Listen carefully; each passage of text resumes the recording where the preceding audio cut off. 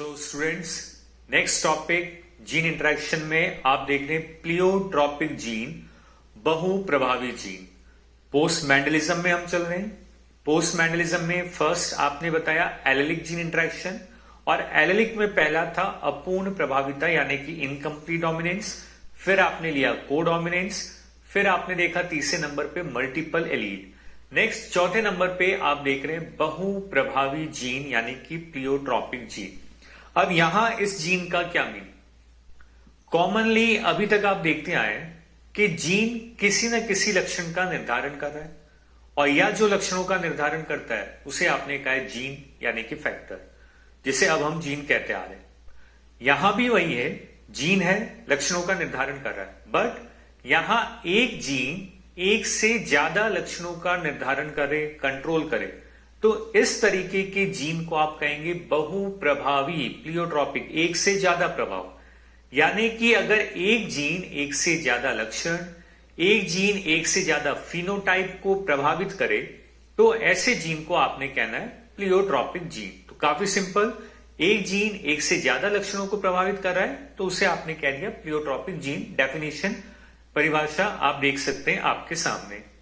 बहुप्रभावी gene अनेक phenotype प्रभाव उत्पन्न करता हुआ आपको मिलेगा। जैसे अगर आप कोई जीन ले तो एक जीन के एक लक्षण, एक से अधिक लक्षण आपको मिलेंगे, 1 2 3 4 5 कितने भी हो सकते हैं।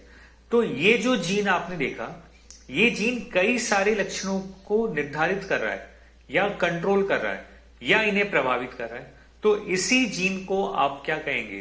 प्लियोट्रॉपिक जीन, बहुप्रभावी जीन।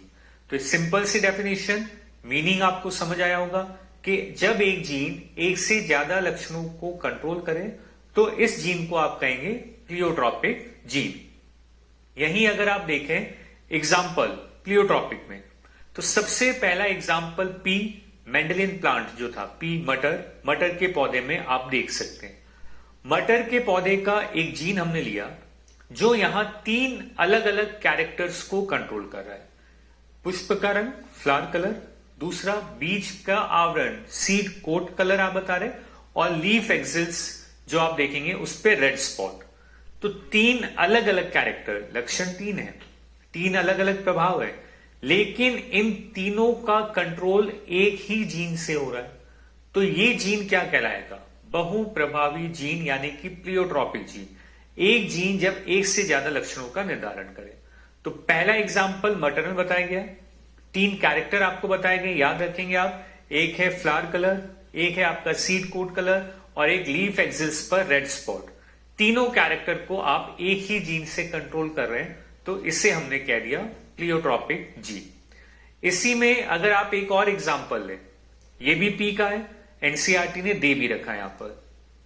पी में अगर आप देखें कोई एक जीन, ए बी किसी भी नाम से हम लिखें, हमने यहां बी जीन इसको बताया, एनसीईआरटी ने बी से रिप्रेजेंट किया। तो मटर के पौधे में एक जीन यहां 2 अलग अलग कैरेक्टर को कंट्रोल कर रहा है। कैरेक्टर कौन से? बीज का आकार, सीड शेप, याद करिए, राउंड, रिंकल्ड, गोल व झुर्रीदार। और दूसरा कैरेक्टर यहां स्टार्च कण, स्टार्च कण का आकार। और स्टार्च कण का आकार रिकॉल करिए, हमने अपूर्ण प्रभाविता में भी लिया था। तो ये जो 2 कैरेक्टर आप देख रहे हैं, एक तो सीड शेप, बीज की आकृति आप बताते हैं, राउंड, रिंकल्ड, और दूसरा स्टार्च कण का आकार। इन 2 लक्षणों का निर्धारण एक जीन से हो रहा है। तो ये जीन कौन सा हुआ? Pleiotropic gene. तो ये भी पी का ही एग्जाम्पल है कि पी के एग्जाम्पल में एक जीन 2 कैरेक्टर को रेगुलेट कर रहा है, सीड शेप और साइज ऑफ स्टार्च ग्रेन। अब अगर सीड शेप की बात करें आप, तो सीड शेप में आप बताते राउंड और रिंकल्ड, और उनके लिए 3 अलग अलग जीनोटाइप थे। कौन कौन से 3? Capital B, capital B, capital B small B, और स्मॉल बी। कैपिटल बी कैसा था? राउंड, गोल, आपको मिला था, डोमिनेंट था। दूसरा कैपिटल बी स्मॉल बी, ये भी राउंड, और तीसरा स्मॉल बी, ये आपको मिलते हैं रिंकल्ड। ये 3 केसेस आए थे, और यहां जो बी आप बता रहे थे ये डोमिनेंट जीन था, प्रभावी जीन। इसी तरह से स्टार्च कण के आकार की बात करें तो जीनोटाइप तो वही 3 बनेंगे, कैपिटल बी स्मॉल बी, और स्मॉल बी। लक्षण प्रारूप की बात करें तो कैपिटल बी में बड़े आकार के स्टार्च कण मिलेंगे, बड़े आकार के स्टार्च कण। कैपिटल बी स्मॉल बी में क्या बड़े बनेंगे? नो।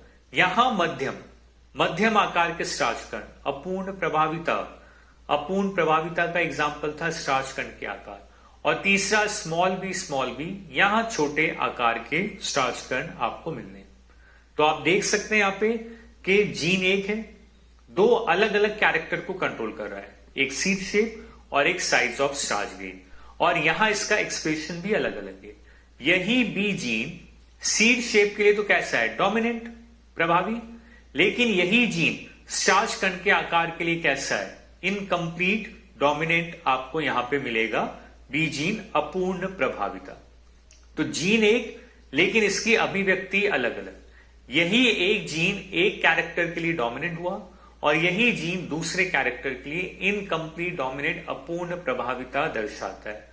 तो देखिए, प्लियोट्रॉपिक का सबसे पहला पॉइंट हमने बताया डेफिनेशन, मतलब अगर एक जीन एक से ज्यादा लक्षणों को नियंत्रित करता है तो उसे आप कहेंगे प्लियोट्रॉपिक। एग्जाम्पल हमने लिया, मोस्ट इंपॉर्टेंट एग्जाम्पल यही है एनसीईआरटी का, कि मटर के पादप में एक जीन दो लक्षणों का निर्धारण कर रहा है, एक है सीड शेप, दूसरा साइज ऑफ स्टार्च ग्रेन। और यहां यह भी याद रखना है कि यह जीन एक लक्षण के लिए तो डोमिनेंट है, यही जीन दूसरे लक्षण के लिए इनकम्प्लीट, डोमिनेंट बनता हुआ आपको दिख रहा है। नेक्स्ट पॉइंट देखें तो एनसीईआरटी ने यहां प्लियोट्रॉपिक के लिए एक सेंटेंस दिया है जो बोर्ड पे आप देख रहे हैं, प्रभाविता किसी जीन का स्वायत्त सेल्फ कैरेक्टर नहीं है।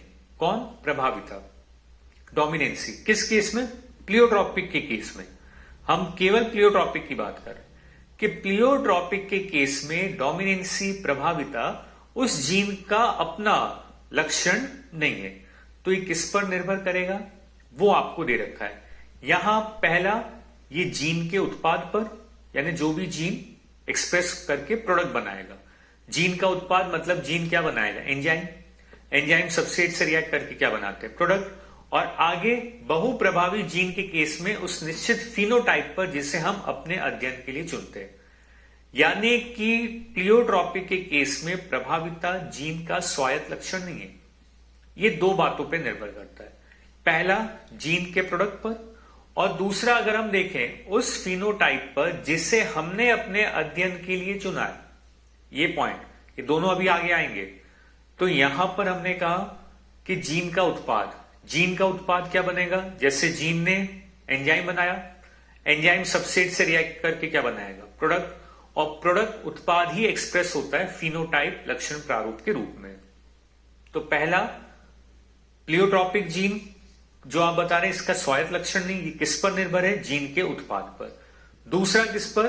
दूसरा ये हम पर निर्भर है कि हम एक बार में जिस फिनोटाइप, लक्षण प्रारूप का अध्ययन कर रहे हैं उस आधार पे हमें इसे एक्सप्लेन करना है। क्लियर? जैसे यही एग्जांपल जो अभी हमने लिया था, पी के अंदर मटर में एक जीन दो लक्षणों का निर्धारण करता हुआ आप देख रहे हैं यहां पर। कौन कौन सा? एक बीज का आकार, राउंड रिंकल, एक साइज ऑफ स्टार्च ग्रेन आपने बताया, और यहां बी जीन बीज के लिए तो क्या था? प्रभावी कहा था हमने, और यहां ये इसके लिए अपूर्ण प्रभावी। यानी कि जो ये प्लियोट्रॉपिक जीन, ये कौन सा जीन है? Pleiotropic gene. प्लियोट्रॉपिक के लिए स्वायत्त लक्षण नहीं है प्रभाविता। ये किस पर निर्भर है? हमने जो कैरेक्टर, हम जिस फिनोटाइप का अध्ययन कर रहे हैं, यानी कि अगर हम बीज के आकार का अध्ययन कर रहे हैं तो हम कहेंगे बी प्रभावी जीन है, और यदि हम स्टार्च के कण के आकार का अध्ययन कर रहे हैं तो हम कह देंगे बी अपूर्ण प्रभावी जीन है। ये तो लिखा है। बहुप्रभावी जीन के केस में उस निश्चित फिनोटाइप पर जिसे हम अपने अध्ययन के लिए चुनते हैं। हम अपने अध्ययन के लिए किसे ले रहे हैं? हम अगर किस पर अध्ययन करना चाह रहे हैं? स्टार्च कण के आकार पर, तब हम कहेंगे जो बी जीन है वो अपूर्ण प्रभावी जीन है। और यदि हम सीड शेप का अध्ययन कर रहे हैं तब आपने कहना है जो बी जीन है वो यहां पर डोमिनेंट जीन है। यानी कि जो प्लियोट्रॉपिक जीन, इसमें डायरेक्टली सेल्फ कैरेक्टर नहीं मिलेगा डोमिनेंसी का, स्वायत्त लक्षण नहीं है प्रभाविता। ये निर्भर करता है जीन के उत्पाद पर और हमारे द्वारा चयन किए गए लक्षण प्रारूप पर। कि हम जिस लक्षण को लेकर अध्ययन करें उसी आधार पे हमें इसे एक्सप्लेन करना है। कि यदि हमने स्टार्च कण का आकार का अध्ययन करना है तो आप कहेंगे बी अपूर्ण प्रभावी जीन है, और यदि आप यहां पे बीज के आकार का अध्ययन कर रहे हैं तो आपको कहना होगा यहां पर ये प्रभावी जीन है। क्लियर? तो प्लियोट्रॉपिक जीन ऐसा जीन जो एक से ज्यादा लक्षणों को प्रभावित करे, प्लियोट्रॉपिक है। जब एक से ज्यादा लक्षणों को प्रभावित कर रहा है तो ऑब्वियसली ये किसी लक्षण के लिए प्रभावी हो सकता है, किसी लक्षण के लिए अपूर्ण प्रभावी हो सकता है। तो अब इसे प्रभावी कहा जाए या अपूर्ण प्रभावी कहा जाए, ये किस पर निर्भर करेगा? ये हमारे द्वारा चयन किए गए लक्षणों पर, कि हम जिस समय जिस लक्षण की बात करें उसी आधार पे आपको इसका नाम देना है, प्रभावी या अपूर्ण प्रभावी। क्लियर है स्टूडेंट्स?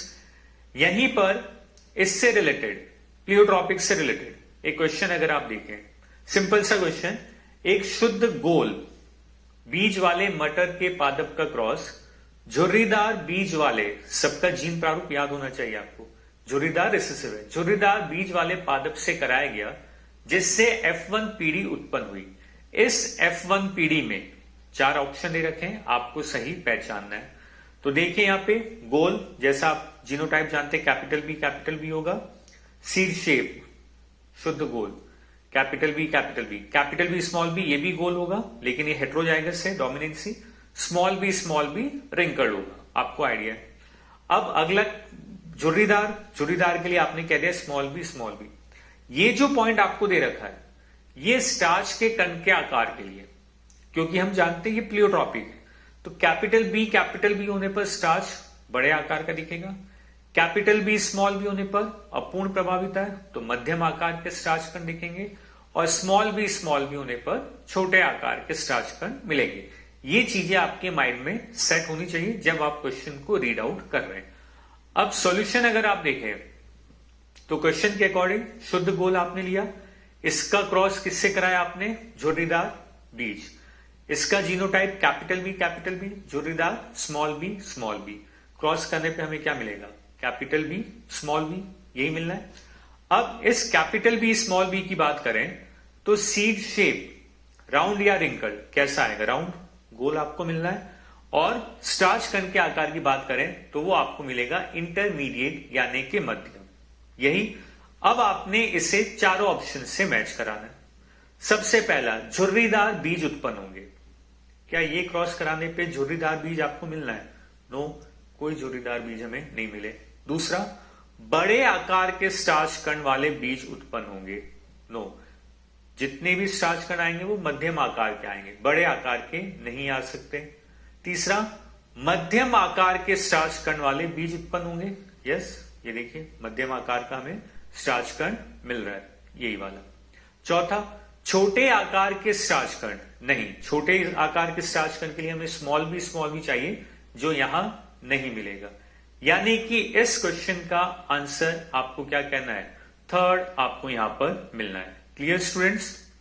सो स्टूडेंट्स, आप देख रहे हैं टॉपिक प्लियोट्रॉपिक जीन।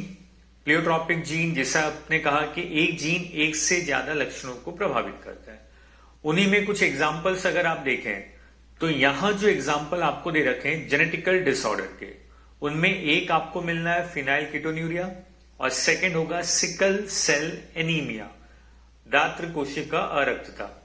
तो सिकल सेल एनीमिया ये आपके सिलेबस में एनसीईआरटी में डिटेल में दे रखा है, जिसे आपने यहां पर डिस्कस करना है सिकल सेल को। और ये एक तरह से ऑटोसोमल रिसेसिव डिसऑर्डर है। 2 पॉइंट आए, ऑटोसोमल रिसेसिव। तो पहला पॉइंट तो ये कि इस डिसऑर्डर का जीन ऑटोसोमल गुणसूत्र पे पाया जाएगा। हम सभी जानते हैं 2 तरह के क्रोमोसोम ह्यूमन में, एक ऑटोसोमल और एक सेक्स क्रोमोसोम। तो यहां सिकल सेल का जीन आपको मिलना है ऑटोसोमल क्रोमोसोम पर। और ये रिसेसिव डिसऑर्डर है, रिसेसिव, ये पॉइंट देखिए, रिसेसिव हमने कहा, यानी ये डिसऑर्डर कब एक्सप्रेस होगा? होमोजाइगस कंडीशन में, कि किसी भी पर्सन में अगर इसके जीन होमोजाइगस के फॉर्म में प्रेजेंट है तो एक्सप्रेस होता हुआ आपको मिलना है। सो इसे आपने क्या रखा है? Autosomal disorder. तो 2 पॉइंट, जीन ऑटोसोम पर है और दूसरे एक्सप्रेस कब होगा? होमोजाइगस कंडीशन में। और ऑटोसोम में कौन से क्रोमोसोम नंबर पर? तो वो आप बता सकते हैं क्रोमोसोम नंबर 11 पर। कि 11 नंबर वाले क्रोमोसोम पर इस डिसऑर्डर का जीन आपको मिलता है। सिकल सेल एनीमिया के केस में कॉमनली आप बताते हैं जो प्रोटीन है हीमोग्लोबिन एबनॉर्मल हो जाते हैं, जिसके कारण आरबीसी की स्ट्रक्चर भी चेंज हो जाती है। और हीमोग्लोबिन क्यों एबनॉर्मल हो रहा है? क्योंकि जो प्रोटीन हीमोग्लोबिन बनाने वाला जीन है, उस जीन में आपको म्यूटेशन देखने को मिलेगा और उस म्यूटेशन के कारण जो प्रोटीन है वो एबनॉर्मल बनेंगे और उसी के इफेक्ट्स आपको मिलते हैं सिकल सेल के फॉर्म में, जिसे आगे आप अभी डिटेल में देखेंगे। तो पहला पॉइंट तो ये कि इस हीमोग्लोबिन प्रोटीन को बनाने वाला जो जीन, उसे आप HB से रिप्रेजेंट करेंगे, कैपिटल H स्मॉल b। इसके दो एलील हैं, एक HBA और एक HBS। HBA सामान्य एलील कहलाएगा, जबकि जो म्यूटेंट है उस म्यूटेंट को आप कहेंगे यहां पर HBS से रिप्रेजेंट किया जाता है म्यूटेंट को। तो देखिए HBA वाइल्ड यानी कि सामान्य एलील है, ये सामान्य हीमोग्लोबिन बनाता है और इसी HBA में जब म्यूटेशन हुआ तो बन जाएगा HBS। इसे आपने कह दिया म्यूटेंट एलील और ये बनाता है असामान्य हीमोग्लोबिन यानी कि म्यूटेंट हीमोग्लोबिन। क्लियर? तो देखिए सिकल सेल एनीमिया हम बता रहे हैं। Sickle cell anaemia autosomal recessive यानी कि जीन ऑटोसोम पर है, एक्सप्रेस होमोजाइगस में होगा। जीन ऑटोसोम के कौन से क्रोमोसोम पर? 11 नंबर पर। इस डिसऑर्डर में हीमोग्लोबिन प्रोटीन एबनॉर्मल होते हैं क्योंकि इसे बनाने वाला जो जीन है HB जीन, ये म्यूटेंट होता है। HB जीन के दो एलील HBA और HBS। HBA सामान्य है, इसमें म्यूटेशन से बनता है HBS। तो दोनों को अगर आप मॉलिक्यूलर लेवल पर समझे यहां पर, तो दोनों को आपने यहां समझना है क्योंकि यहां प्रोटीन एबनॉर्मल हुआ, कैसे आगे रिजल्ट चेंज होंगे, सिकल सेल एनीमिया बना, वो पूरा एक फ्लो चार्ट के फॉर्म में आप अभी यहां डिस्कस करेंगे। सबसे पहले हम लेते हैं नॉर्मल कंडीशन, फिर एबनॉर्मल भी लेंगे। पहला आपने लिया नॉर्मल HBA एलील या HBA जीन, और मॉलिक्यूलर चैप्टर के अकॉर्डिंग जीन हम किसे कहते हैं? डीएनए का सक्रिय खंड। मॉलिक्यूलर में हम पढ़ेंगे डीएनए कौन है? न्यूक्लियोटाइड्स की चेन है, पॉलीन्यूक्लियोटाइड। न्यूक्लियोटाइड में बेसेस आप बताते हैं ATGC, हर कोई जानता होगा, adenine, thymine, guanine and cytosine. RNA के केस में थाइमिन की जगह आपको मिलता है यूरेसिल। ये थोड़ी सी नॉलेज आपको यहां याद रखनी है। तो अगर हम नॉर्मल HBA जीन की बात करें तो इसका डीएनए का एक सीक्वेंस हमने लिया 5 prime to 3 prime, GAG, guanine, adenine, guanine, एक कोड। 3 to 5 कॉम्प्लीमेंट्री होगा CTC। ये डीएनए नॉर्मल का, नॉर्मल HBA जीन। अब इसमें जब हम ट्रांसक्रिप्शन करेंगे तो क्या बनेगा? mRNA, ट्रांसक्रिप्शन अनुलेखन। डीएनए से आरएनए का बनना कहलाता है अनुलेखन, ट्रांसक्रिप्शन। और ट्रांसक्रिप्शन किससे फॉलो करता है? कॉम्प्लीमेंट्री, पूरकता के सिद्धांत को। तो कॉम्प्लीमेंट्री के आधार पर ये जो स्ट्रैंड है इससे आरएनए बनेगा, तो सीक्वेंस क्या होगा? C का कॉम्प्लीमेंट्री G, गुआनिन, T का कॉम्प्लीमेंट्री A, एडेनिन, और C का कॉम्प्लीमेंट्री फिर से गुआनिन। तो 5 प्राइम टू 3 प्राइम ये आपको आरएनए बनता हुआ दिख रहा है। मॉलिक्यूलर में आप पढ़ते हैं पूरकता के आधार पर लिखा गया है कि C का पूरक G, T का A और C का G। तो डीएनए से बना आरएनए ट्रांसक्रिप्शन अनुलेखन से। अब ये आरएनए क्या करेगा? ट्रांसलेशन, अनुवादन, यानी कि अब आरएनए से बनेंगे अमीनो एसिड की चेन, जिसे आप कहते हैं पॉलीपेप्टाइड चेन। तो ये जो डीएनए आप स्टडी कर रहे हैं, डीएनए से बना आरएनए, अब आरएनए से बन रहा है अमीनो एसिड की चेन, पॉलीपेप्टाइड चेन। यहां पर HBA जो जीन आप देख रहे हैं, इसका हमने ये जो कोड लिया है, ये जो आप देख रहे हैं, ये 6 नंबर पोजीशन है। ये याद रखना है आपको कि डीएनए के 6 नंबर के कोड को हम यहां अध्ययन कर रहे हैं। तो डीएनए, आरएनए और 6 नंबर पे कौन सा अमीनो एसिड आपको मिला?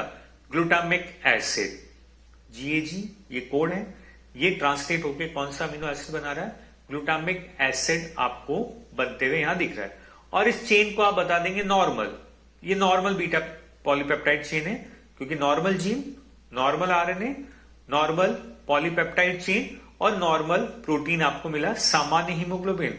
और हीमोग्लोबिन सामान्य है तो आरबीसी भी आपको बिल्कुल नॉर्मल बाइकॉनकेव शेप में दिख रही है। ये तो नॉर्मल की बात। फिर हम लेंगे म्यूटेंट HbS को भी। तो फिर से एक बार देखें, नॉर्मल आपने लिया HbA जीन, इस HbA का 6th कोडोन डीएनए ट्रांसक्रिप्शन से क्या बनाएगा, आरएनए। आरएनए से क्या बना, अमीनो एसिड, कौन सा, ग्लूटामिक एसिड। ये पूरी पॉलीपेप्टाइड चेन, सामान्य चेन, सामान्य हीमोग्लोबिन, सामान्य आरबीसी। अब इसमें म्यूटेंट होगा, इसमें HbA में, और म्यूटेशन के बाद अगर आप देखें तो सीक्वेंस क्या हो चुका है, GTG CAC म्यूटेशन आपको दिख रहा होगा। यहां क्या था, GAG, अब GTG, यानी कि एडेनिन। ये जो एडेनिन की जगह कौन आ गया, थाइमीन। आप यहां पर देख रहे हैं एडेनिन रिप्लेस बाय थाइमीन, ये म्यूटेशन हुआ। पॉइंट म्यूटेशन हमने कहा, एक पॉइंट पे एक बेस म्यूटेंट हुआ, एडेनिन की जगह कौन आ गया, थाइमीन। तो इसका पूरक भी बदल जाएगा। अब थाइमीन का पूरक कौन, एडेनिन। देखिए यहां पहले एडेनिन था, तो एडेनिन का कॉम्प्लीमेंट्री थाइमीन, ये नॉर्मल। म्यूटेशन के बाद एडेनिन की जगह कौन आया, थाइमीन। तो अब इसके कॉम्प्लीमेंट्री पूरक कौन आया, ए एडेनिन। अब यहां भी ट्रांसक्रिप्शन यानी आरएनए का निर्माण होगा। अब आरएनए में भी सीक्वेंस चेंज होगा। क्या सीक्वेंस होगा, सी का पूरक जी, ए का पूरक यू, अब बदल गया यहां यू, और जी, जी यू जी। यहां क्या था, जी ए जी, ये था जी ए जी, अब जी यू जी। म्यूटेशन के बाद याद रखने आपको ये पॉइंट कि कौन से कोड में म्यूटेशन हुआ, 6 नंबर कोड पे। म्यूटेशन में आप देख रहे हैं आरएनए नॉर्मल जीएजी था, अब जीयूजी। और जीयूजी क्या ग्लूटामिक एसिड को कोड करता है, नो। ये कौन से अमीनो एसिड को कोड करेगा, वैलीन को। ये यहां कोड कर रहा है वैलीन। तो देखिए 6 नंबर पे चेंज हुआ, यहां 6 नंबर पे कौन था, ग्लूटामिक एसिड, अब कौन आ गया, वैलीन। तो पॉइंट आपको याद रखना है, glutamic acid replace by valine. सामान्य HbA जीन में हमें जो उत्पाद मिल रहा है प्रोटीन का, उसमें 6 नंबर का अमीनो एसिड कौन, ग्लूटामिक एसिड। लेकिन म्यूटेशन के बाद कौन मिल गया, वैलीन। ये main point sickle cell anaemia होने का आप बता रहे हैं कि म्यूटेशन के कारण हुआ, 6 नंबर वाले कोड पे हुआ। कौन किससे रिप्लेस, तो glutamic acid replace by valine. तो अब जो ये चेन आप देख रहे हैं, क्या ये नॉर्मल है, नो, ये एबनॉर्मल। ये सामान्य बीटा पेप्टाइड नहीं है, सामान्य तो ये था। अब म्यूटेशन के बाद इसे आप कहेंगे एबनॉर्मल चेन, बीटा चेन।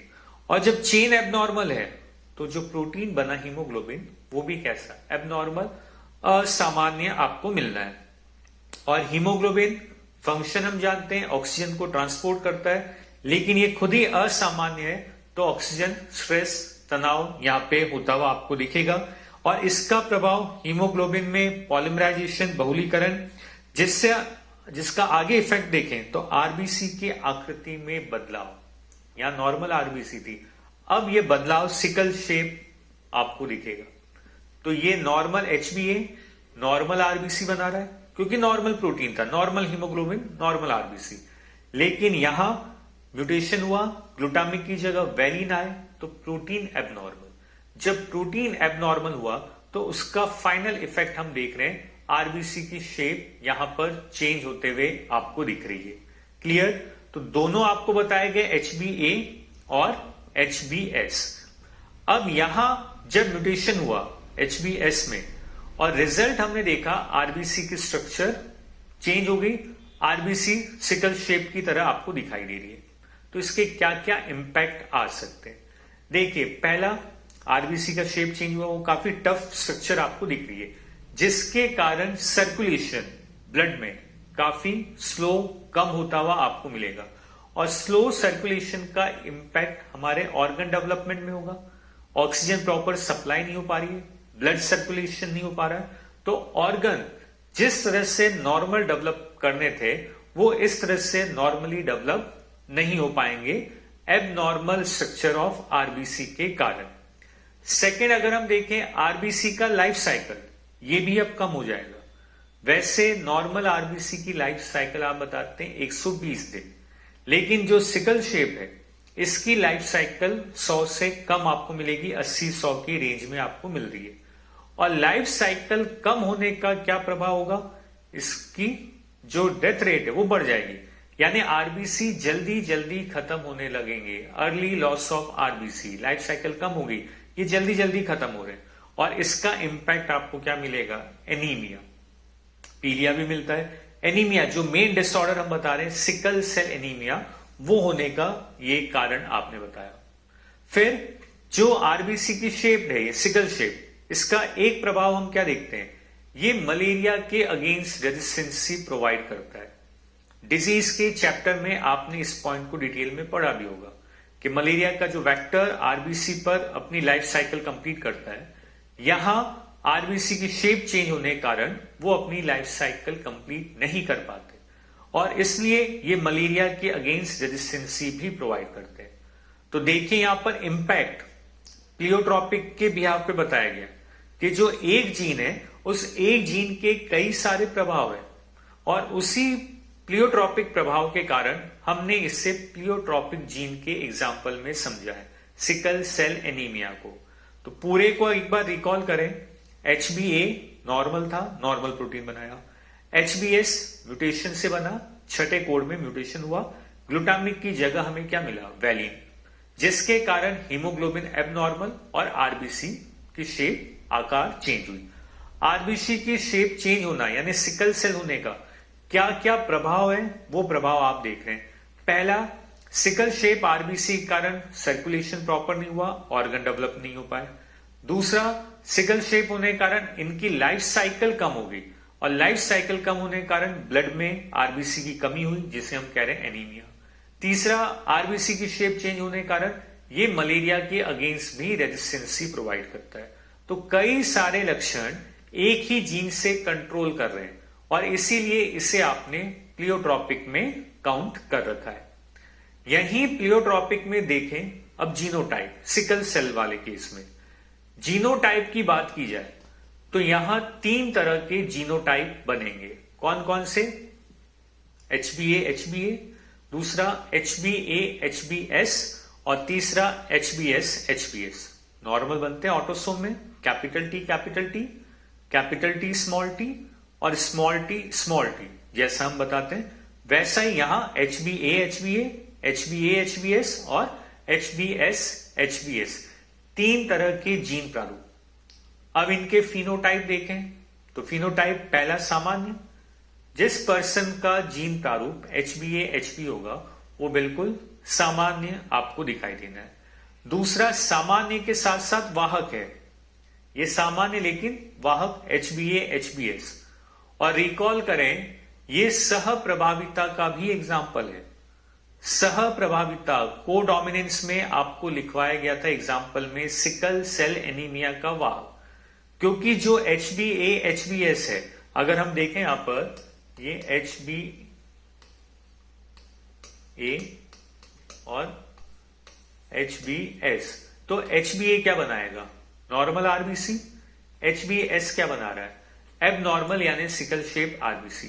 तो दोनों से उत्पाद बन रहे और इसलिए HbA HbS यहां पर कोडोमिनेंस में भी हमने काउंट किया था। तीसरा आइए HbS HbS, ये आप बताएंगे एनीमिक सिकल शेप है और ये वैसे सर्वाइव नहीं कर पाते हैं। डिजीज में भी आपने पढ़ा है कि ये अपनी लाइफ साइकिल कंप्लीट नहीं कर पाते हैं, यहां इनकी डेथ होनी कंफर्म है। तो 3 तरह के जीनोटाइप सिकल सेल में बनते हैं। HbA HbA नॉर्मल है बिल्कुल, HbA HbS नॉर्मल के साथ वाहक है और तीसरा HbS HbS मैच्योर होने से पहले इनकी डेथ होगी। तो ये प्लियोट्रॉपिक का main important example sickle cell anaemia. पूरे को अगर रिकॉल करें, प्लियोट्रॉपिक वो जीन है जो एक से ज्यादा लक्षणों को कंट्रोल करता है, उसे आप कहेंगे प्लियोट्रॉपिक। पी का एक एग्जाम्पल हमने लिया, एनसीईआरटी में ही था कि एक जीन 2 लक्षणों को कंट्रोल कर रहा है, एक आपने कहा सीड शेप और दूसरा साइज ऑफ स्टार्च ग्रेन। वही जीन प्लियोट्रॉपिक एक जीन के लिए प्रभावी है तो दूसरे के लिए अपूर्ण प्रभावी। दूसरा एग्जाम्पल आप ले रहे हैं सिकल सेल एनीमिया, जो ऑटोसोमल रिसेसिव डिसऑर्डर है, यानी जीन ऑटोसोम पर है और डिसऑर्डर केवल होमोजाइगस में ही एक्सप्रेस होगा, तो उसे आपने कह दिया रिसेसिव। और इसका जीन हमें मिला ऑटोसोम में क्रोमोसोम नंबर 11 पर। यहां आरबीसी की स्ट्रक्चर चेंज होती है क्योंकि जो प्रोटीन है वो एबनॉर्मल हो जाता है। प्रोटीन एबनॉर्मल क्यों? क्योंकि प्रोटीन बनाने वाला जीन म्यूटेंट हो रहा है। जीन कौन? HB जीन, जिसके 2 एलील हैं, HBA सामान्य, HBS म्यूटेंट। HBA जीन सामान्य एलील है तो सामान्य प्रोटीन और सामान्य आरबीसी बनाता है। जब इसके छठे कोडोन में म्यूटेशन होता है तो आपको मिलता है HBS, और ग्लूटामिक एसिड की जगह हमें अमीनो एसिड मिलते हैं वैलिन, जिसके कारण हीमोग्लोबिन एबनॉर्मल, आरबीसी की शेप चेंज हो जाती है, जिसे आप कहते हैं सिकल शेप आरबीसी। और उसी का फिर आगे प्रभाव हम देखते हैं सिकल सेल एनीमिया। और ये 3 तरह के जीन प्रारूप बनेंगे जो आगे क्वेश्चन सॉल्व करने में भी आपकी काफी हेल्प करेंगे। Clear students? सो स्टूडेंट, आप देख रहे थे यहां पर जीन इंटरेक्शन, जीन में एलेलिक और नॉन एलेलिक।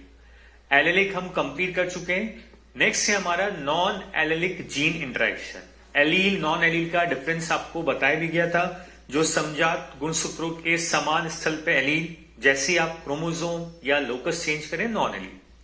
एलेलिक इंटरेक्शन में फर्स्ट था इनकम्प्लीट डोमिनेंस, फिर हमने कहा codominance, multiple allele, pleiotropic gene, इस तरह के एलेलिक इंटरेक्शन लिए। अब आप लेंगे दूसरे नंबर पर जो नॉन एलेलिक इंटरेक्शन है, और नॉन एलेलिक में सबसे पहला आपको दे रखा है कॉम्प्लीमेंट्री जीन, पूरक जीन आप देख रहे हैं। कॉम्प्लीमेंट्री जीन नाम से ही वैसे काफी कुछ मीनिंग क्लियर कर रहा है। कॉम्प्लीमेंट्री, पूरक, फॉर ईच अदर, यानी अगर कॉम्प्लीमेंट्री की हम बात करें तो यहां किसी कैरेक्टर या लक्षण को एक्सप्रेस या कंट्रोल करने के लिए 2 अलग अलग जीन की जरूरत है। नॉन एलील है तो 2 अलग अलग जीन हुए, और ये दोनों जीन एक दूसरे के पूरक होंगे। ध्यान से समझें, आपसे कहा गया नॉन एलिलिक में पहला पूरक कॉम्प्लीमेंट्री, तो नॉन एलील यानी 2 अलग अलग जीन है, तो यहां किसी लक्षण को नियंत्रित कंट्रोल करने के लिए 2 अलग अलग नॉन एलिलिक जीन की रिक्वायरमेंट है, और ये दोनों ही जीन आपस में एक दूसरे के पूरक होंगे। मतलब अगर यहां पर आपको प्रभावी लक्षण की अभिव्यक्ति करनी है तो दोनों नॉन एलिलिक जीन के डोमिनेंट प्रभावी अवस्था में होना जरूरी है। दोनों में से एक भी अगर रिसेसिव होगा तो प्रभावी लक्षण अपनी अभिव्यक्ति नहीं कर पाएगा, यानी दोनों एक दूसरे के पूरक हुए। जब दोनों जीन साथ में प्रभावी अवस्था में तो लक्षण आपको दिखेगा प्रभावी, लेकिन दोनों में से एक भी जीन अगर रिसेसिव है तो ये अपनी प्रभावी लक्षण की अभिव्यक्ति नहीं कर पाएंगे। जैसे पहला पॉइंट आपने कहा, इस अंतरक्रिया में 2 अयुग्म विकल्पी जीन एक लक्षण को नियंत्रित करते हैं। ये कहा भी हमने कि नॉन एलिलिक 2 अलग अलग जीन चाहिए जो एक कैरेक्टर को कंट्रोल कर रहा है, लेकिन जो कंट्रोलिंग है वो पूरक की तरह आपको दिखेगा। कैसे? प्रभावी लक्षण के प्रकट होने के लिए दोनों जीन के प्रभावी एलील्स का एक साथ उपस्थित होना आवश्यक है। ये कहा हमने कि जो 2 नॉन एलिलिक जीन है, दोनों अगर डोमिनेंट प्रभावी अवस्था में है तब तो प्रभावी लक्षण हमें दिखेगा, और अगर दोनों में एक भी एलील अप्रभावी हुआ तो आपको प्रभावी लक्षण नहीं दिख रहा है। और इसलिए इसे आपने कहा पूरक, कि जो 2 नॉन एलिलिक जीन है दोनों एक दूसरे के पूरक है। एग्जाम्पल लेके हम अच्छे समझेंगे, अभी डेफिनेशन देखिए कि दोनों जीन दोनों एक दूसरे के पूरक है, दोनों साथ होंगे तो प्रभावी लक्षण दिखेगा। दोनों में से एक भी जीन अगर अप्रभावी है तो प्रभावी लक्षण हमें यहां दिखाई नहीं दे पाता है। किसी भी जीन के दोनों प्रभावी एलील की अनुपस्थिति के परिणाम स्वरूप अप्रभावी लक्षण की अभिव्यक्ति होगी। यही हम कह रहे हैं कि दोनों पूरक है, दोनों प्रभावी अवस्था में तो लक्षण दिखेगा, दोनों में से एक भी जीन अप्रभावी हुआ तो आपको प्रभावी लक्षण नहीं दिख पाएगा। और इसे कौन से एग्जाम्पल में आप समझेंगे तो लेथाइरस ओडोरेटस, कॉमनली स्वीट पी, इसके पुष्प के रंग में, फ्लावर कलर में आपको देखने को मिलता है कॉम्प्लीमेंट्री इंटरेक्शन। अब यहां देखिए कैरेक्टर कौन है? पुष्प का रंग, और इस पुष्प के रंग के 2 जीन है कंट्रोल करने के लिए, सी जीन और पी जीन। हमने यही कहा था 2 अयुग्म विकल्पी जीन एक लक्षण को नियंत्रित करता है। लक्षण एक कौन हुआ? पुष्प का रंग। 2 अयुग्म विकल्पी सी जीन, पी जीन, ये दोनों नॉन एलिलिक जीन यानी 2 अलग अलग जीन आप यहां पर बता रहे हैं। अब सी और पी जीन अगर दोनों डोमिनेंट है, देखिए कैपिटल लेटर में लिखा है यानी दोनों ही प्रभावी है। तो यदि दोनों प्रभावी अवस्था में आपको दिखे तो समझ जाइए यहां कौन सा कलर आपको मिलेगा, बैंगनी, वायलेट, और बैंगनी यहां पे डोमिनेंट है। जो आप बता रहे लेथाइरिस ओडोरेटस पुष्प का रंग, यहां बैंगनी प्रभावी है। तो प्रभावी दिखा कब, जब सी और पी दोनों डोमिनेंट है, यानी दोनों एलील नॉन एलिलिक जीन प्रभावी अवस्था में। अब यहां देखिए सी तो डोमिनेंट है लेकिन पी जीन रिसेसिव हो गया, तो अब क्या प्रभावी लक्षण आपको दिखेगा? नहीं, अब अप्रभावी। यही आपने लिखा है कि किसी भी जीन के दोनों प्रभावी एलील की अनुपस्थिति में, दोनों में से कोई भी एक अनुपस्थिति हुआ तो परिणाम स्वरूप अप्रभावी लक्षण की अभिव्यक्ति होगी, और अप्रभावी रंगहीन यानी कि सफेद आपको यहां पर देगा। तो देखिए दोनों प्रभावी तो कैरेक्टर आया डोमिनेंट, एक भी अप्रभावी हुआ तो कलर लेस। तीसरे में अगर हम देखें, यहां देखिए सी रिसेसिव है लेकिन पी डोमिनेंट है, तो यहां भी वही प्रॉब्लम, एक डोमिनेंट है एक रिसेसिव, तो यहां भी हमें प्रभावी लक्षण नहीं दिख पाएगा, अप्रभावी दिखेगा, रंगहीन, कलरलेस यानी कि व्हाइट। और एक केस बनता है दोनों ही रिसेसिव, सी और पी, और जब दोनों रिसेसिव है तब भी रिसेसिव फिनोटाइप ही आपको मिलना है, वही रंगहीन सफेद।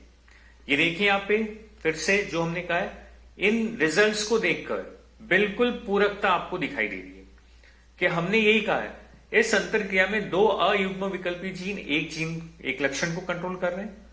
प्रभावी लक्षण बैंगनी, प्रभावी कौन है? बैंगनी के प्रकट होने के लिए दोनों जीन्स के प्रभावी एलील का एक साथ उपस्थित होना आवश्यक है।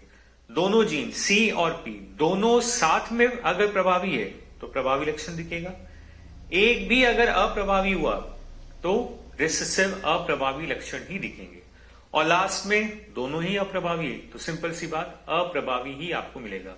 मीन्स की सी जीन और पी जीन दोनों जीन एक दूसरे के पूरक है, सी और पी दोनों एक दूसरे के पूरक। सी और पी अगर साथ में है प्रभावी अवस्था में तो प्रभावी लक्षण दिखेगा, सी और पी में अगर एक भी अप्रभावी हुआ तो प्रभावी लक्षण नहीं दिख पाएगा, यहां आपको रिसेसिव देखने को मिलता है। फिर अब जो आपने ये पॉइंट कहे कलर आने का या लक्षण आने का, इसका अगर हम बायोकेमिकल प्रोसेस देखें सेल के अंदर तो किस तरह से, काफी सिंपल समझे, क्योंकि आप सभी जानते हैं लक्षणों का निर्धारण करता है जीन। कैसे, वो भी कई बार कहा है। जीन क्या बनाता है? आरएनए, आगे प्रोटीन, एंजाइम। एंजाइम सबस्ट्रेट से रिएक्ट करेंगे और यही सबस्ट्रेट आगे चल के देता है उत्पाद यानी कि प्रोडक्ट, और वही प्रोडक्ट लक्षण प्रारूप के रूप में हमें दिखाई देता है। तो वही पॉइंट आपको यहां रिकॉल करना है कि बैंगनी कलर या जो पुष्प का रंग है उसे बनाने के लिए आपके पास में एक सबस्ट्रेट है। अब ये सबस्ट्रेट किस में कन्वर्ट होगा? क्रोमाजन में। क्रोमा यानी कलर, जन सिंथेसिस, जो रंग का निर्माण करे, क्रोमाजन, और यही क्रोमाजन आगे चल के आपको देता है एंथोसायनिन यानी कि बैंगनी रंग। जो स्वीट पी आपने लिया लेथाइरिस ओडोरेटस, उसके पुष्प का रंग हम ले रहे हैं। तो पुष्प का रंग कैसे आ रहा है उसकी ये प्रक्रिया बताई गई है कि सबसे पहले सबस्ट्रेट किस में कन्वर्ट होगा? क्रोमाजन में, और क्रोमाजन आखिर में क्या बनाएगा? बैंगनी रंग देगा। तो यहां ये देखिए दो स्टेप है, तो इन स्टेप्स को कंट्रोल कौन करेगा? एंजाइम, और एंजाइम्स का निर्माण कौन करता है? जीन। यानी यहां एक एंजाइम होगा जो सबस्ट्रेट को क्रोमाजन में कन्वर्ट करेगा, और फिर इधर वाला एंजाइम क्रोमाजन से बैंगनी रंग आपको देगा। देखें किस तरह से। सपोज यहां आपने बताया जीन सी, हमने जो दो जीन लिए थे, एक सी और एक पी, तो सी जीन और दूसरा पी जीन। जीन सी यहां ट्रांसक्रिप्शन आरएनए और आरएनए से आगे प्रोटीन एंजाइम बना रहा है, और ये एंजाइम सबस्ट्रेट को किस में कन्वर्ट कर रहा है? क्रोमाजन में। यानी सबस्ट्रेट को क्रोमाजन में बदलने के लिए हमें जीन सी, प्रभावी जीन की जरूरत है। तो सी जीन ने सबस्ट्रेट को क्रोमाजन में बदला। अब आगे पी जीन, ये भी आरएनए प्रोटीन एंजाइम बनाएगा, और ये एंजाइम क्रोमाजन से क्या बनाएगा? एंथोसायनिन यानी कि बैंगनी रंग आपको देता हुआ मिलेगा। Clear student? तो यहां पे अगर आप देखें, रिकॉल करिए, हमने यही कहा था, क्या पॉइंट, कि अगर सी और पी दोनों प्रभावी है तो लास्ट स्लाइड में हमने देखा कैसा कलर आपको मिला, बैंगनी, यानी कि यहां कलर्ड बैंगनी रंग आपको देखने को मिला था। बैंगनी कब? जब सी और पी दोनों प्रभावी है। ये पॉइंट आपको इस चार्ट में क्लियर हो रहा है कि सी प्रभावी है, सामान्य एंजाइम बनाया, और इस एंजाइम ने क्रोमाजन। आगे पी भी प्रभावी, ये भी सामान्य एंजाइम बना रहा है, और क्रोमाजन से क्या बन गया? बैंगनी रंग। दूसरा याद करिए हमने क्या लिखा था, सी तो कैपिटल था लेकिन पी रिसेसिव था, तब क्या हमें बैंगनी मिला था? नहीं, रंगहीन। क्यों? क्योंकि सी प्रभावी है तो ये तो अपना एंजाइम बना रहा है, और इस एंजाइम ने सबस्ट्रेट को क्रोमाजन में कन्वर्ट कर दिया। लेकिन चूंकि पी यहां अप्रभावी है तो पी एंजाइम नहीं बना पाया, और बिना एंजाइम के क्रोमाजन से बैंगनी रंग ना मिलकर सफेद आपको मिले। तीसरे में क्या कहा आपने? सी रिसेसिव लेकिन पी डोमिनेंट। सी तो रिसेसिव हो गया, पी डोमिनेंट। अब सी रिसेसिव का मतलब सी एंजाइम नहीं बनाएगा, बिना एंजाइम के क्रोमाजन नहीं मिलेगा, और बिना क्रोमाजन के आगे पी बैंगनी रंग नहीं दे सकता, तो यहां भी हमें कलरलेस मिला था। और तीसरा याद करिए, दोनों ही रिसेसिव थे, यानी कि सी जीन भी रिसेसिव और पी भी रिसेसिव। जब दोनों ही रिसेसिव है तो कोई एंजाइम नहीं बन रहे, और इस तरह का कोई मैकेनिज्म नहीं हुआ, और इसलिए आपको क्या मिल गया यहां पर? कलरलेस यानी कि व्हाइट। तो जब दोनों जीन प्रभावी है तो एंजाइम बनेंगे और ये प्रक्रिया पूरी होगी। एक भी अगर अप्रभावी है तो ये प्रोसेस नहीं हो पाता है, जिसके कारण आपका कलर जो है कलरलेस रिसेसिव फिनोटाइप आपको देखने को मिलते हैं।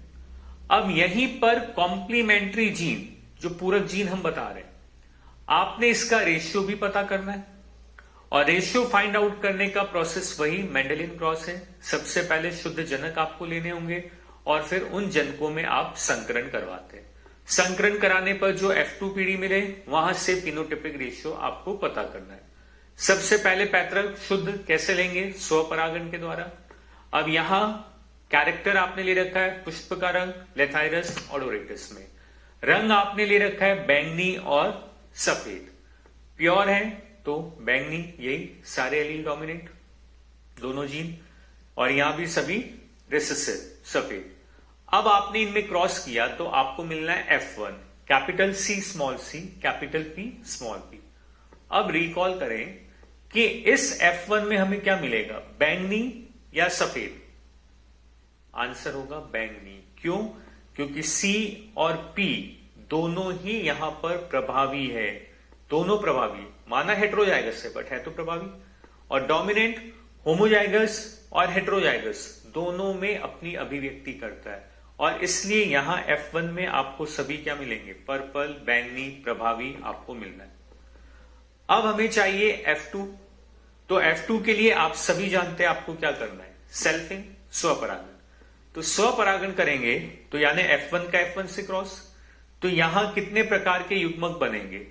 4, और जो दूसरा F1 है इसमें भी 4, यानी चेकर बोर्ड अगर आप अरेंज करें तो वही डायहाइब्रिड की तरह एक 16 कॉम्बिनेशन का चेकर बोर्ड बनता हुआ आपको मिल रहा है। अब इस चेकर बोर्ड से आपको यहां पर रेशियो पता करना है।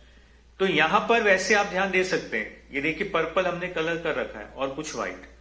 तो यहां आप देखिए जहां पर भी जिन बॉक्स में सी और पी दोनों डोमिनेंट है, सी और पी दोनों डोमिनेंट है, वो तो होगा पर्पल। एक भी रेसेसिव हो गया, एक भी रेसेसिव, तो आपको मिलेगा यहां पर कलरलेस यानी कि व्हाइट।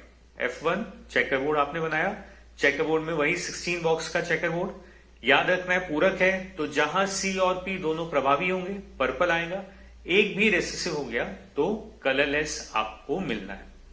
तो यहां से आप रेशियो फाइंड आउट करें, या फिर एक शॉर्टकट है डायहाइब्रिड को मॉडिफाई करें। डायहाइब्रिड मतलब यही, एक तो कैपिटल सी कैपिटल पी, एक capital C small P, small C capital P और small C small P. Recall करिए मेंडल का डायहाइब्रिड, आर और वाई जीन थे, तो हमने ये लिखा था capital R capital Y, capital R small Y, small R capital Y और स्मॉल आर स्मॉल वाई। तो यहां आर और वाई की जगह सी और पी आपको लेने, यानी कि सी और पी दोनों डोमिनेंट वाले कितने?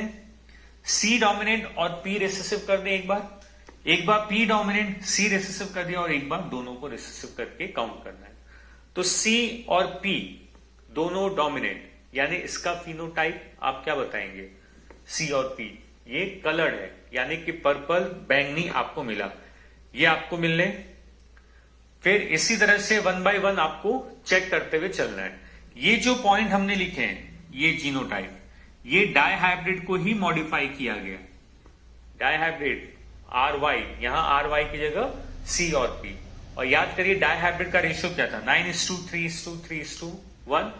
इसी रेशियो को मॉडिफाई करेंगे, केवल RY की जगह C और P आप बता रहे हैं। अब देखिए पहला C और P, ये जहां भी आएंगे ये क्या होंगे? कलर्ड।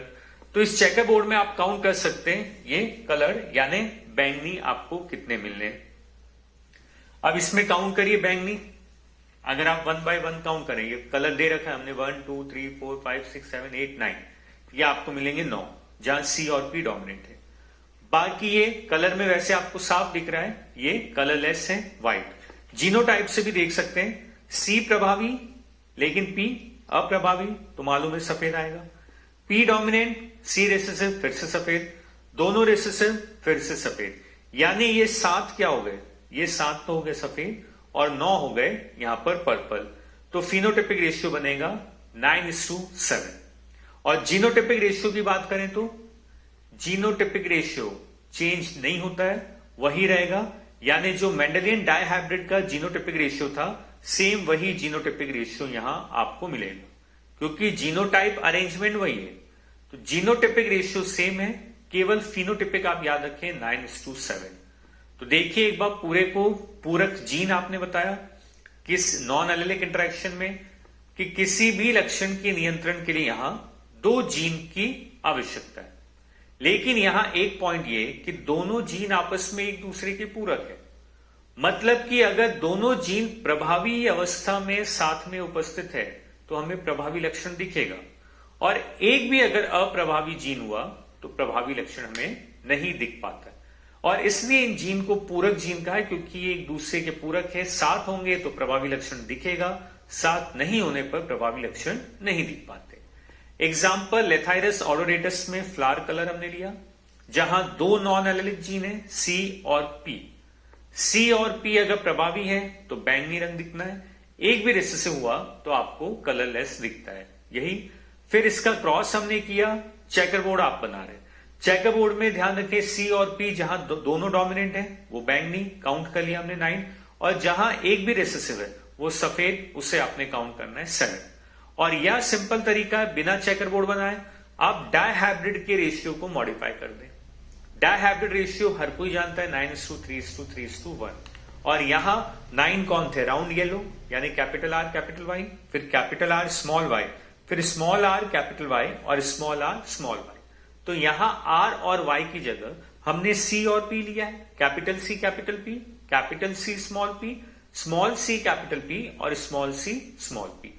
तो सी और पी दोनों प्रभावी होंगे तो बैंगनी, एक भी अप्रभावी होगा तो रिसेसिव यानी सफेद। तो 9 आपको मिले बैंगनी और 3 आपको मिलने यहां पर सफेद। Clear student? ये पूरक जीन। अब यहीं पर अगर आप देखें तो इससे रिलेटेड एक क्वेश्चन आपको दे रखा है, काफी सिंपल क्वेश्चन, प्रैक्टिस करें। पुष्प के रंग के संदर्भ में लेथाइरस ऑडोरेटस पादप का जीनोटाइप ये है, दोनों के लिए हेटेरोजाइगस। आपको एग्जाम में याद रखना है, लेथाइरस ऑडोरेटस दे दिया, पुष्प का रंग दे दिया, तो हमें ध्यान रखना है इसे पूरक जीन के आधार पर सॉल्व करें। इस पादप का क्रॉस किससे कराया? इससे, जहां सी डोमिनेंट है बट पी रेसेसिव वाले पादप के साथ कराया गया। संततियों में क्रमशः बैंगनी और सफेद पादप के होने की प्रायिकता ये हमें ज्ञात करनी है। सीधा सा क्वेश्चन है, बस दोनों का क्रॉस कराना है, जो प्रोजेनी आए उनमें इन कलर वाले प्रोजेनी को काउंट करना है या कहीं प्रोबेबिलिटी बतानी है। क्रॉस देखिए, ये क्रॉस हमने लिखा यहां, तो अंडरस्टूड है यहां 4 प्रकार के युग्मक बनेंगे और यहां एक हेटेरोजाइगस है यानी 2 प्रकार का युग्मक। चेकर बोर्ड में आप अरेंज करें, जब अरेंज करेंगे इस तरह का चेकर बोर्ड बनना है। अब काउंट करिए, बैंगनी कितने हैं? 1 2 3 आपको मिल रहे हैं बैंगनी। सफेद पूछा है, सफेद कितने? 1 2 3 4, 5, कुल 8 है आपके सामने इस चेकर बोर्ड में। 8 में 3 तो हो गए बैंगनी। बैंगनी कब होगा? जब सी और पी दोनों प्रभावी है, बैंगनी। एक भी अप्रभावी हुआ सी और पी में, तो उससे आपने यहां क्या कहना है? सफेद। तो सफेद व्हाइट आपको मिल रहे हैं यहां पर 5 और बैंगनी 3, तो 3:5 आप यहां पे बता सकते हैं। या फिर इन्हें सॉल्व करने के लिए और एक छोटा सा तरीका है, आपने एक एक जीन लेते हुए, जैसा हमने मोनोहाइब्रिड डायहाइब्रिड में प्रोबेबिलिटी के क्वेश्चन किए थे, उस आधार पर भी आप यहां सॉल्व कर सकते हैं। देखिए कैसे, यही क्रॉस दे रखा है। सबसे पहले आपने सी का क्रॉस कराना है। सी दोनों में हेटेरोजाइगस है, लेकिन पी एक में हेटेरोजाइगस से एक में होमोजाइगस, ये याद रखेंगे। तो यहां पहले लीजिए सी। सी में अगर आप देखें तो ये मोनोहाइब्रिड की तरह चेकर बोर्ड बनना है। इसके दो युग्मक कैपिटल सी स्मॉल सी और यहां भी 2 कैपिटल सी स्मॉल सी, तो ये चेकर बोर्ड बनेगा। ये देखिए टेस्ट क्रॉस की तरह एक हेटेरोजाइगस है और एक होमोजाइगस रिसेसिव, तो यहां 2 प्रकार के युग्मक, यहां एक, ये इस तरह का चेकर बोर्ड आपको मिलेगा जीनोटाइप। यही प्रोबेबिलिटी से भी आप सॉल्व कर सकते हैं। एक तरीका ये चेकर बोर्ड बना है, या एक एक जीन लेते हुए सॉल्व करें।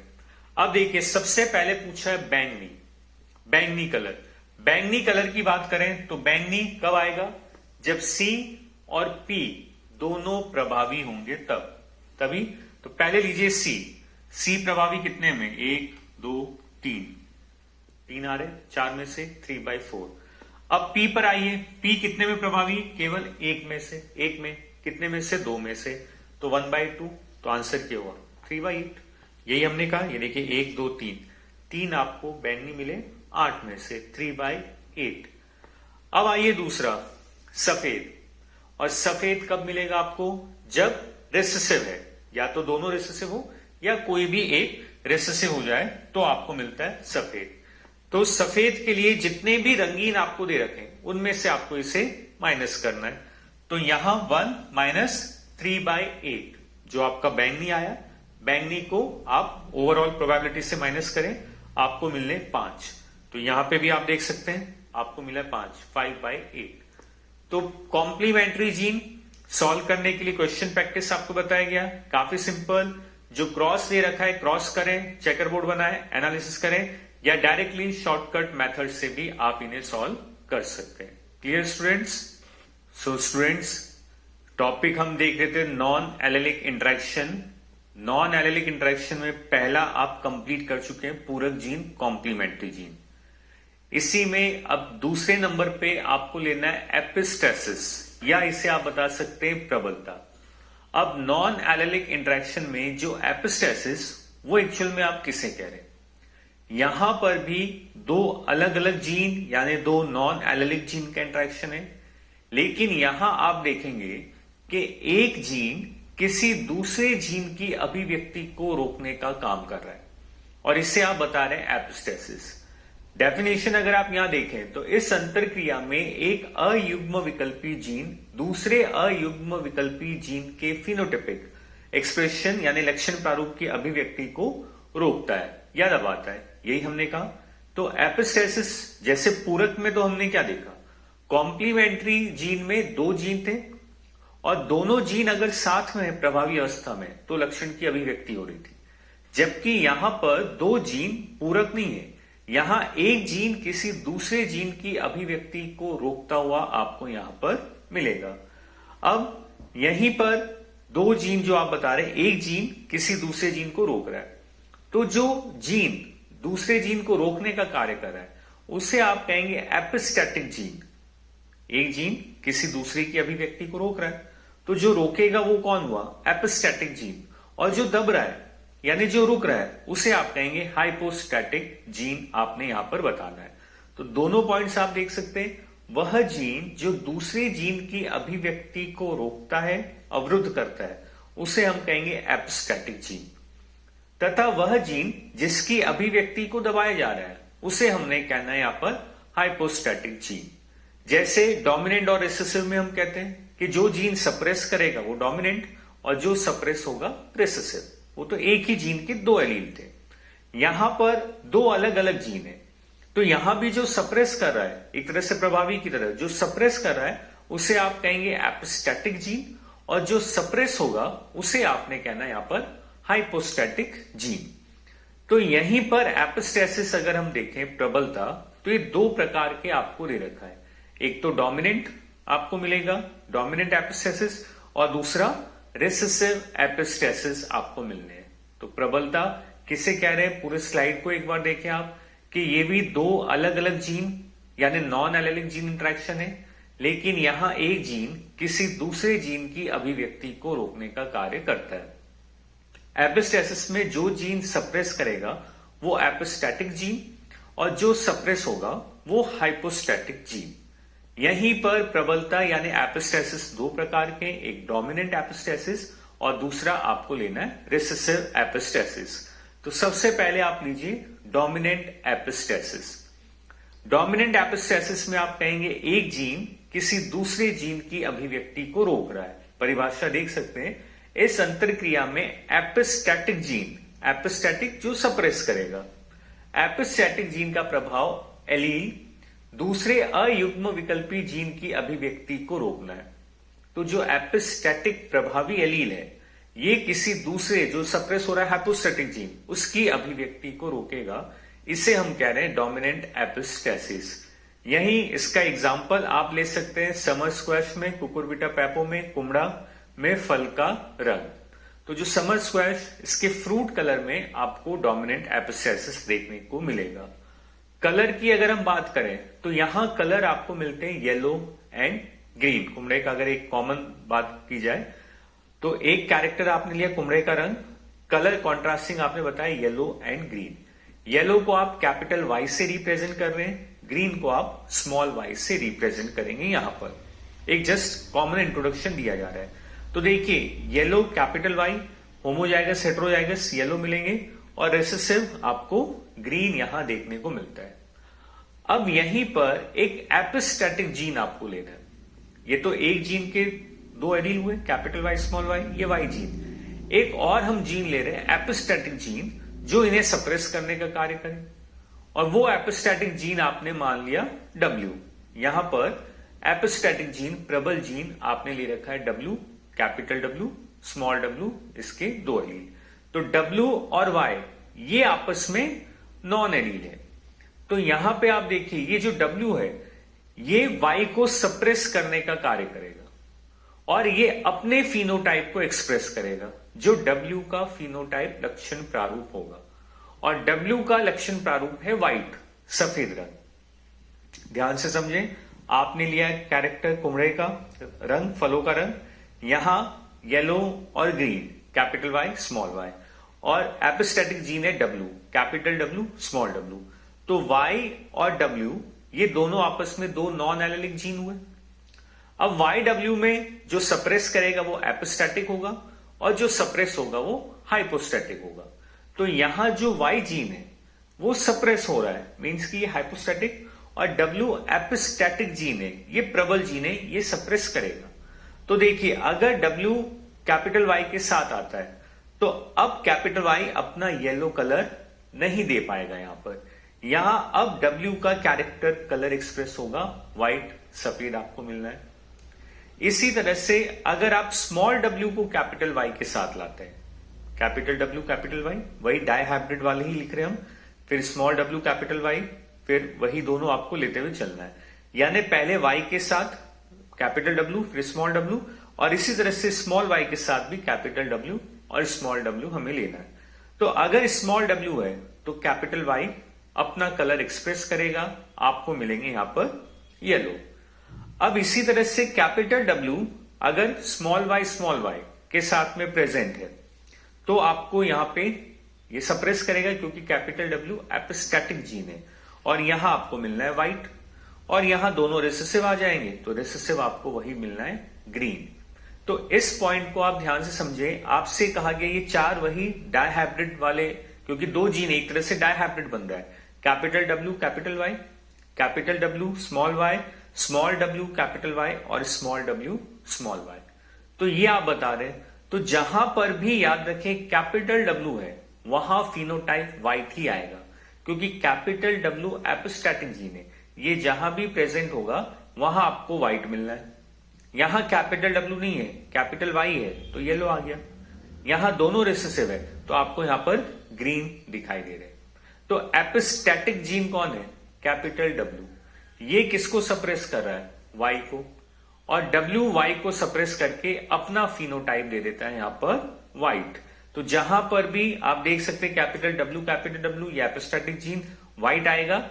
जहां कैपिटल डब्ल्यू नहीं है, यानी केवल कैपिटल वाई आप देख रहे हैं, तो येलो आपको दिख सकता है यहां पर। अब इसका रेशियो हमें फाइंड आउट करना है, तो उसके लिए हम क्रॉस परफॉर्म करेंगे। तो एपिस्टैटिक जीन, यहां एक जीन दूसरे जीन को सप्रेस कर रहा है, सप्रेस करने वाला एपिस्टैटिक, सप्रेस होने वाला हाइपोस्टैटिक। कुकुरबिटा में आपने एग्जांपल लिया, दो जीन है डब्ल्यू और वाई जीन। याद रखिए यहां डब्ल्यू एपिस्टैटिक है, जो वाई येलो को सप्रेस करके अपना फिनोटाइप देगा। तो क्रॉस के थ्रू रेशियो पता करें अगर हम, तो पेरेंट्स आपने लिए व्हाइट और ग्रीन ले रखे। व्हाइट कब आएगा? होमोजाइगस पेरेंट्स हमें लेने समयुग्म जीन, यानी capital W capital Y. Capital W के कारण यहां लक्षण प्रारूप व्हाइट है। फिर ग्रीन, सभी रेसेसिव होंगे, रेसेसिव लेटर में हमने बताया। अब इनमें क्रॉस अगर आप करें तो ये आपके सामने F1। अब F1 का फिनोटाइप क्या आएगा? व्हाइट या येलो?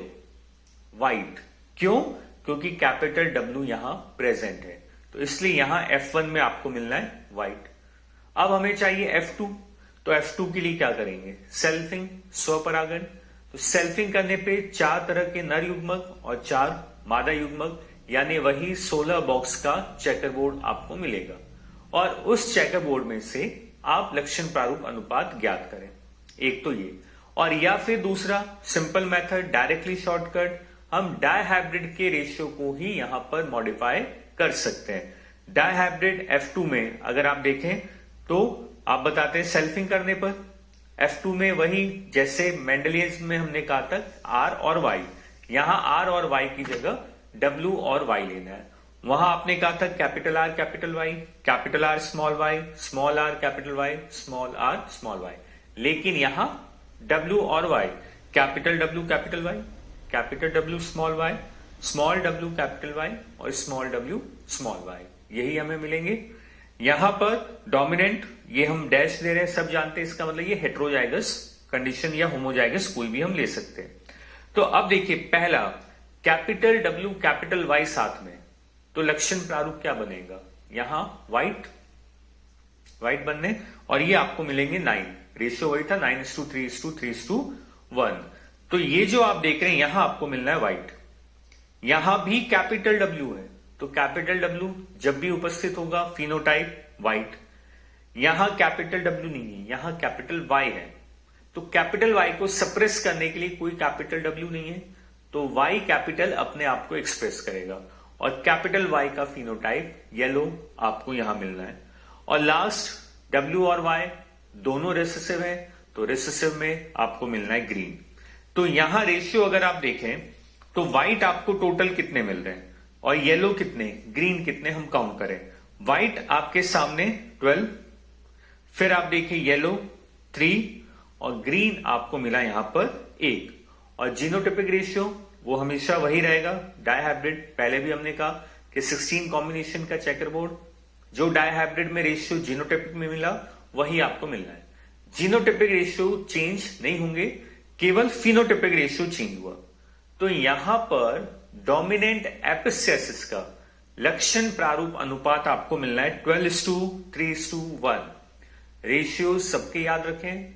कॉम्प्लीमेंट्री पूरक जीन में हमने कहा था 9:7 आपको मिला था स्वीट पी में, लेथाइरस ऑडोरेटस में। यहां डोमिनेंट एपिस्टेसिस कुकुरबिटा में आप ले रहे हैं और यहां रेशियो आपको मिला 12:3:1। इसी तरह से अब आप आइए रिसेसिव एपिस्टेसिस, अप्रभावी प्रबलता। यहां पर आप कह रहे हैं इस क्रिया में जो एपिस्टेटिक जीन का अप्रभावी, ये देखिए वहां प्रभावी, यहां अप्रभावी एलील दूसरे अयुग्म विकल्पी जीन की अभिव्यक्ति को दबाता हुआ मिलेगा। एग्जाम्पल आप लेंगे चूहों में बालों का रंग आपने ले रखा है और बालों के कलर के लिए आपको यहां पे मिलता है, एक तो हमने कहा एल्बिनो, आप देख सकते हैं यहां एक एल्बिनो, एक आप कहेंगे ब्लैक और एक आपने कहा है अगॉटी। ये आपको यहां दिखाई देंगे। यहां एल्बिनो को आप बता सकते हैं स्मॉल सी से, ब्लैक कैपिटल सी और अगॉटी कैपिटल ए से आप रिप्रेजेंट करेंगे। तो यहां पर भी अगर हम देखें तो सबसे पहले आप क्रॉस परफॉर्म करें और फिर क्रॉस के थ्रू आप रेशियो बता सकते हैं। तो क्रॉस अगर आप करते हैं तो डायरेक्ट रिजल्ट आपको दे रखा है यहां पर कि देखिए कैपिटल सी कैपिटल ए अगर दोनों आपको मिल रहे हैं तो यहां कैपिटल ए है कैपिटल सी, तो कैपिटल ए क्या करेगा, यहां फिनोटाइप चेंज, आपको क्या मिल रहा है अगॉटी। कैपिटल सी का ब्लैक एक्सप्रेस नहीं हो पाया, आपको मिलेगा अगॉटी। यहां अगर हम देखें तो यहां पर कैपिटल ए अपने आप को एक्सप्रेस नहीं करेगा क्योंकि हमने लिखा है अप्रभावी एलील जो है वो दूसरे को सप्रेस कर रहा है, तो ये अप्रभावी एलील ये अपनी अभिव्यक्ति देगा और आपको मिलेगा एल्बिनो। यहां कैपिटल सी प्रेजेंट है तो कैपिटल सी अपना फिनोटाइप देगा, ब्लैक आपको मिलना है और लास्ट में दोनों रिसेसिव एल्बिनो आपको मिलेंगे। तो यहां रेशियो बनता है 9 अगॉटी 3 एल्बिनो, सॉरी 4 एल्बिनो और 3 आपको मिलेंगे ब्लैक। तो रेशियो 9:3:4। जीनोटाइपिक रेशियो फिर से आपको वही मिलना है। तो मेन पॉइंट तीनों के रेशियो आप याद रखें, कॉम्प्लीमेंट्री में था 9:7, डोमिनेंट एपिस्थेसिस में अभी आपने देखा 12:3:1 और यहां रिसेसिव एपिस्थेसिस में आपको मिलना है 9:3:4। ये एग्जांपल आपने ले रखा है चूहों में बालों के रंग के लिए। क्लियर स्टूडेंट्स, तो ये आपके नॉन एलेलिक इंटरेक्शन कंप्लीट।